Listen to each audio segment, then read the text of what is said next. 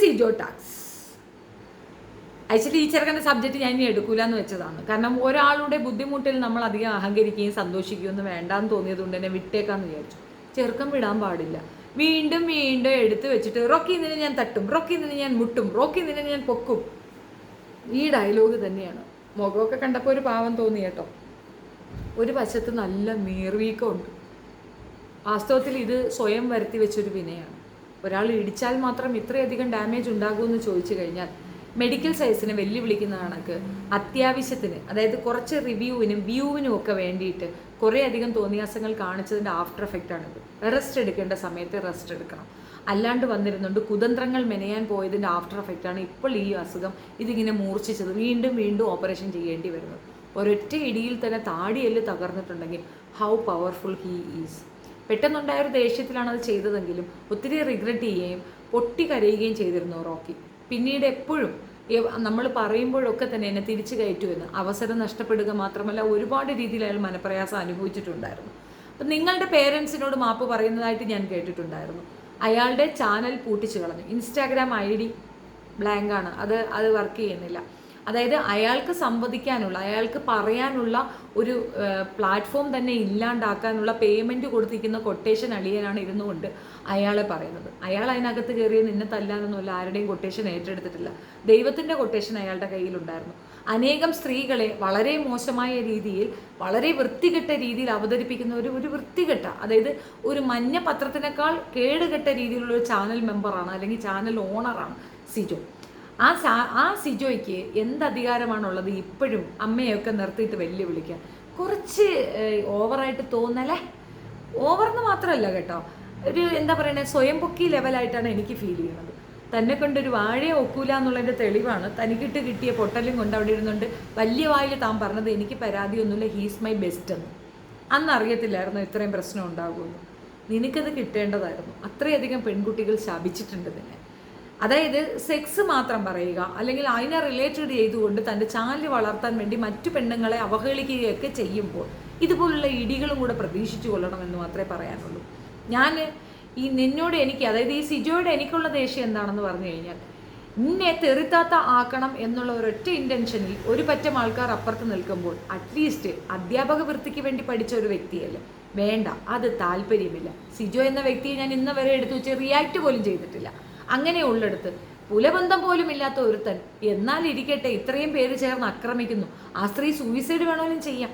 മനക്കെട്ടി ഇല്ലാത്തവരാണെങ്കിൽ suicide ചെയ്തോളും. കാരണം ചുറ്റും നിന്നുകൊണ്ട് വേണ്ടാതീനങ്ങൾ മാത്രമാണ് പറയുന്നത്. അതിൽ സിജോ പറഞ്ഞതൊക്കെയാണ് മാസ്റ്റർ പീസ്.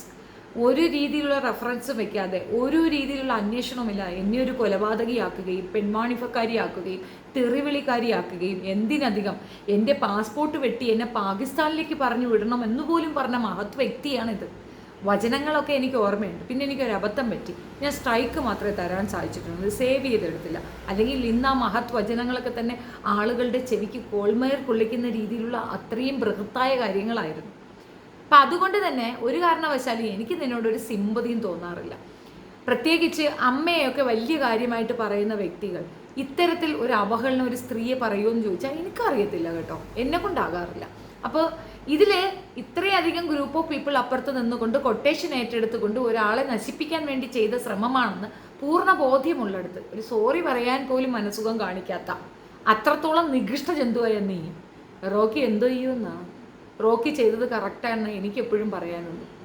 തല്ലിയതാണോ കുഴപ്പമെന്ന് വെച്ചാൽ നിനക്കത് പോരായിരുന്നു എന്നുള്ളതാണ് എൻ്റെ ഒരു അഭിപ്രായം. കാരണം ഇപ്പോഴും നീ അയാളെ ചൊറഞ്ഞല്ലേ ജീവിക്കുന്നത്, നിനക്ക് സബ്ജക്റ്റ് ഇല്ലല്ലോ. നിനക്ക് സബ്ജക്റ്റ് വരണമെങ്കിൽ എന്ത് ചെയ്യണം? പെൺകുട്ടികളെ എടുത്ത് വെച്ച് അറുമാദിക്കണം. പക്ഷെ എന്ത് ചെയ്യാം, അടി കൊണ്ട ഇടത്തിൽ നിനക്കധികം സ്ട്രെയിൻ എടുക്കാൻ പറ്റാത്തൊരു സാഹചര്യമുണ്ടായി. ഇതാണ് പറഞ്ഞത് കർമ്മ.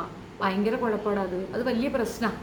കാല് സ്വാധീനമില്ലാതെ, ഇനി വേറെ വഴിയില്ലാതെ, വേറെ നിവൃത്തിയില്ലാതെ ഒരു സ്ത്രീ ഇരുന്നു കൊണ്ട് വിമർശനങ്ങളും ക്രിറ്റിസിസവും ഒക്കെ നടത്തി അത്യാവശ്യം അവരുടെ വീട്ടിലത്തേക്കുള്ള കാര്യങ്ങൾക്ക് വേണ്ടിയിട്ട്, അല്ലെങ്കിൽ അവരുടെ മരുന്നിന് വേണ്ടിയിട്ട് അവർ നടത്തുന്ന ചാനൽ പൂട്ടിക്കാനും ആ സ്ത്രീയെ പറ്റി അവഹേളനം പറയാനും നിങ്ങളൊക്കെ കാണിച്ചൊരു ഉത്സാഹമുണ്ടല്ലോ, സ്പീച്ച്ലെസ്. നിങ്ങൾക്ക് അതിനൊക്കെ കപ്പ് കിട്ടേണ്ടതാണ്. അമ്മാതിരി പെർഫോമൻസ് ആയിരുന്നു നിങ്ങൾ ഓരോരുത്തരും കാഴ്ചവെച്ചത്. അപ്പോൾ ആ സ്ത്രീയുടെ കൂടെയുള്ള ദൈവം നിങ്ങളെ വെറുതെ വിടുമോ? അത്രയും അങ്ങോട്ട് വിചാരിച്ചാൽ മതി. ഇനിയും സമയമുണ്ടടാ, ഇനിയും സമയമുണ്ട്.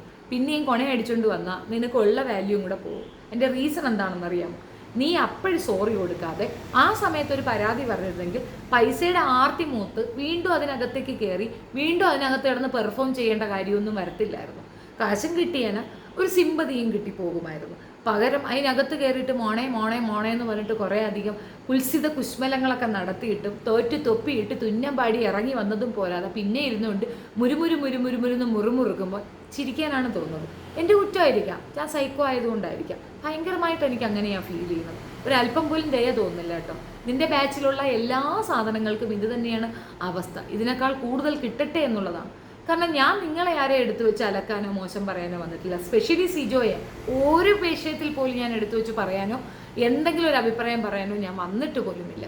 അത്യാവശ്യം വ്യൂവിന് വേണ്ടിയിട്ടും തൻ്റെ പോക്കറ്റ് നിറയ്ക്കാൻ വേണ്ടിയിട്ടും അന്യ സ്ത്രീകളെ പടുമോശം പറയണ നിന്നെയൊക്കെ ഇതെന്നില്ല, ഇതിൻ്റെ അപ്പുറം കിട്ടണം എന്നുള്ളതാണ് എൻ്റെ ഒരു വാക്ക്. മേ ബി ഇത് കേൾക്കുന്നവർക്ക് അത്ര സുഖിക്കത്തില്ല, ഈ സ്ത്രീ എന്താ ഇങ്ങനെ പറയണേന്ന്. പക്ഷെ എനിക്ക് അങ്ങനെ പറയാനാണ് ഇഷ്ടം. ഞാനായി തന്നെയാണ് ജീവിച്ചിട്ടുള്ളത്, എനിക്ക് മാറാനാകത്തില്ല. ഈ ഒരു വിഷയത്തിൽ എനിക്ക് ഭയങ്കര പുച്ഛമാണ് തോന്നുന്നത്. ഇപ്പോൾ റോക്കി അനങ്ങുന്നതായിട്ട് നമ്മളെവിടെയും കാണുന്നില്ല. റോക്കി എവിടെയെങ്കിലും ഒരു വീഡിയോ ഇടുന്നതായിട്ട് പോലും ഞാൻ കണ്ടില്ല. അയാളുടെ ഇൻസ്റ്റാഗ്രാമൊക്കെ പൂട്ടിപ്പോയി, ഇവൻ പൂട്ടിച്ചു. അയാൾക്ക് ഒരു ഐഡിയയും ഇല്ല. അയാളുടെ പാട് നോക്കി ജീവിക്കുമ്പോൾ നീ അങ്ങനെ പറഞ്ഞാൽ ഞാൻ നിന്നെ മുട്ടയിടും, നീ ഇങ്ങനെ പറഞ്ഞാൽ ഞാൻ നിന്നെ മുട്ടയിടും എന്നൊക്കെ പറയുമ്പോൾ സത്യം പറഞ്ഞ ഒരു ഗുണ്ടാ ലെവലാണെന്ന് മനസ്സിലായില്ലേ? ഒരുപാട് കാലം ഒന്നും ആർക്കും ആരെയും പറ്റിക്കാൻ പറ്റത്തില്ല എന്നുള്ളതാണ്.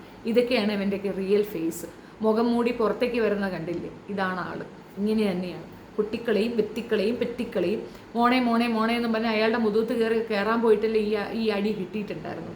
പിന്നെ ഒരു ഷോയ്ക്ക് പോകുമ്പോൾ നമ്മൾ മാനിക്കേണ്ട അല്ലെങ്കിൽ നമ്മൾ കീപ്പ് ചെയ്യേണ്ട ചില ഒരു മര്യാദകളുണ്ട്. അത് ഓവർ ആയതിൻ്റെ ആഫ്റ്റർ എഫക്റ്റാണ് ഇടി കൊണ്ടത്. അപ്പം തന്നെ നിങ്ങൾ റിയാക്ട് ചെയ്തിരുന്ന ഒരുപക്ഷെ ജനങ്ങൾ നിങ്ങൾക്കൊപ്പം നിന്നേനായിരുന്നു. പകരം നിങ്ങൾ ചെയ്തത് എന്താണ്? എനിക്ക് പൈസ കിട്ടിയാൽ മതി, എന്നെ എങ്ങനെയും തിരിച്ചു കൊണ്ടുപോകും. ഓപ്പറേഷൻ ചെയ്തപ്പോഴത്തേക്കും മോഹൻലാൽ പറഞ്ഞിരുന്നു ഇതും കൊണ്ട് കുറച്ച് റെസ്റ്റ് എടുക്കണം. ആ ഡോക്ടറും പറഞ്ഞിട്ടുണ്ടാവും, കേൾക്കൂലല്ലോ, എന്നെ കൊണ്ടുപോകും. എന്തായാലും സീസൺ 6 ആകെ മൊത്തം രോഗികളുടെ ഒരു പട തന്നെ ഉണ്ടായിരുന്നു. നടുവും കുരുവുമായിട്ട് ഒരുത്തൻ ഇത് ഇങ്ങനെ പല രീതിയിലുള്ള അസുഖങ്ങളുള്ള പല അസുഖബാധിത പ്രദേശ മേഖലയായി സീസൺ 6 പ്രഖ്യാപിക്കപ്പെട്ടിരുന്നു. പൂജ വന്നിട്ട് പിന്നെ അതിനെ മറ്റേ റോളിലാണ് എടുത്തുകൊണ്ട് പോയത്. ആകെ മൊത്തം പ്രേതബാധയുള്ള സീസൺ 6 ആയിരുന്നു എന്നാണ് എനിക്ക് തോന്നുന്നത്. ബിഗ് ബോസ് വീടെ പ്രേതബാധയുള്ളതായിട്ടാണ് എനിക്ക് ഫീൽ ചെയ്തത്. എല്ലാം കൊള്ളാം. പിന്നെ കൊട്ടേഷൻ ആണെന്നൊന്നും ചോദിക്കരുത്. ഞങ്ങളൊക്കെ ദൈവത്തിനോട് കാര്യമായിട്ട് പറഞ്ഞപ്പോൾ ദൈവം തന്ന പണിയായിട്ടാണ് എനിക്ക് മനസ്സിലായിട്ടുള്ളത്. ഇനിയും വൈകിട്ടില്ലടാ, ഞാൻ പാകിസ്ഥാനി വേണമെങ്കിൽ പോകാം, നീ ഇവിടെ തന്നെ നിന്നോ. എങ്ങനെയുണ്ട്, കൊള്ളാമോ? നന്നായിരിക്കട്ടെ. Thank you so much.